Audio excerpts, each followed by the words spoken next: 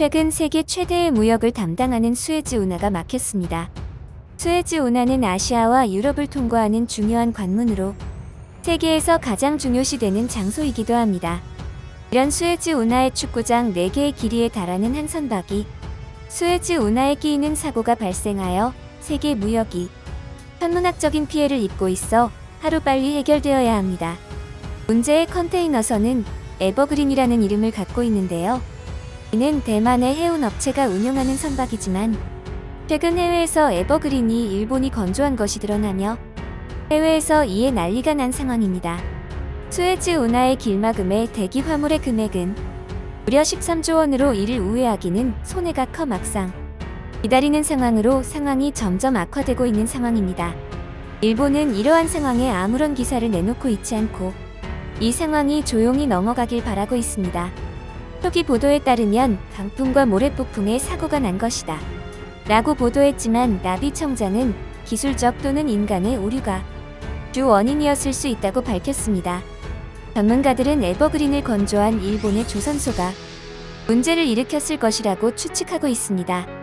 현재 이러한 수에즈 운하의 일본 범인 지목의 일본은 큰 혼란에 빠졌고 이를 빨리 다른 나라의 탓으로 몰려고 대상을 찾던 중 만만한 한국을 범인으로 지목하였습니다.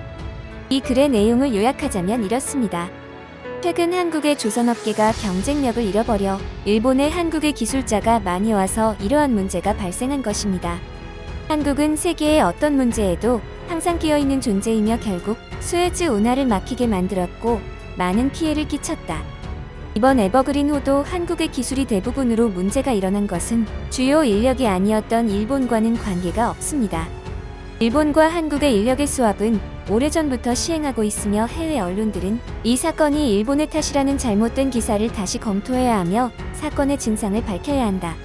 이것이 한국의 기술력이 나쁘기 때문이라는 것을 이번 수에즈 운하도 한국의 기술자가 일으킨 일이니 한국의 기술적 문제를 주목하고 조선업계에서 추방해야 문제가 사라질 것입니다. 그래서 주장하는 내용의 근거는 어디에서도 찾아볼 수 없으며 이러한 글을 쓰면서 정신승리를 하려는 일본의 모습입니다. 한국은 조선업계 1위를 중국에서 되찾아오면서 최근 불어오는 LNG선의 대세에 따라 세계 1위를 굳건하게 지키고 있는 상황에서 일본에 지원하는 경우는 있지만 한국의 기술력은 해당 사항이 아니므로 팩트가 아닙니다. 이에 대한 해외 반응을 살펴보겠습니다. 이건 무슨 쓰레기 같은 글인가? 이런 식으로 근거 없는 주장하지 마라. 일본은 이미 이번 일로 사과까지 한 상태이며 이는 단순히 남 탓이다. 일본인들은 항상 이렇게 거짓말을 일삼는가? 정말 희한한 민족이야. 매일 거짓말을 생각하고 있어. 한국은 조선업계에서 단연 최상의 위치에 있는데 한국의 조선업이 위기라서 일본의 대부분의 한국 인력이 온다. 는 것은 정말 말이 되지 않는 말의 구조야. 너의 말이 맞아. 일본은 예전에는 정보의 제한으로 거짓말이 통했지만 지금은 쉽게 정보를 찾아볼 수 있어. 더 이상은 일본의 수작에 통하지 않지. 일본은 항상 이렇게 매체에 거짓말을 퍼뜨려 이미지 관리를 하는 식으로 정말 역겨워. 일본인들은 왜 항상 한국을 못 잡아서 안달이 난 거지? 항상 한국을 자신들의 선전에 이용하고 있어. 어려울 때에는 한국에 도움을 요청하고 한국이 위험해 있으면 도움이라고는 주지 않는 민족성을 띠고 있어. 일본은 앞뒤 이미지가 너무 달라서 문제야. 일본은 하와이에 선제 공격을 하고도 하와이에 가장 많이 살고 있는 이중성을 가지고 있어. 그들을 볼 때마다 소름이 돋아. 앞뒤 이미지가 달라서 그들의 민족성이 좀 더 개방되어야 해. 일본은 또 남 탓을 하고 있네. 저번 기름 유출 사건 때도 여러 남 탓을 늘어놓더니 이젠 한국이야?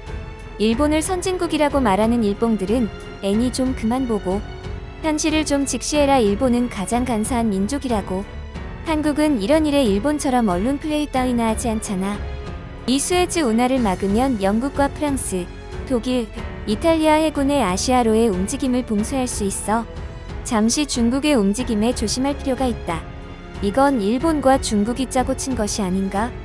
일본이 위구르 인권에 아무 말 못하는 것을 보아 중국의 눈치를 보는 것은 맞는데 이건 아닌 듯. 일본이 아무리 혐오스러워도 이건 아니다. 애초에 한국과 경쟁하고 있는 구조에서 굳이 세계 1위인 한국의 인력을 필요로 할까? 일본과 한국은 서로 경쟁 상태잖아. 일본의 기술력은 완전히 끝난 거야? 일본은 중국에게도 기술력이 밀려 한국의 인력을 빌려 중국에게라도 이겨보고 싶은 마음인 거지. 세계 1위라도 차지해보고 싶어서. 예전에 일본의 유명한 기술력은 더 이상 존재하지 않아. 이 말이 사실이라고 쳐. 그럼 세계 1위가 기술적 결함을 가지고 있다는 말이 되잖아. 그럼 이런 기술력을 빌려받고 있는 일본 조선업은 장난 수준인 거야?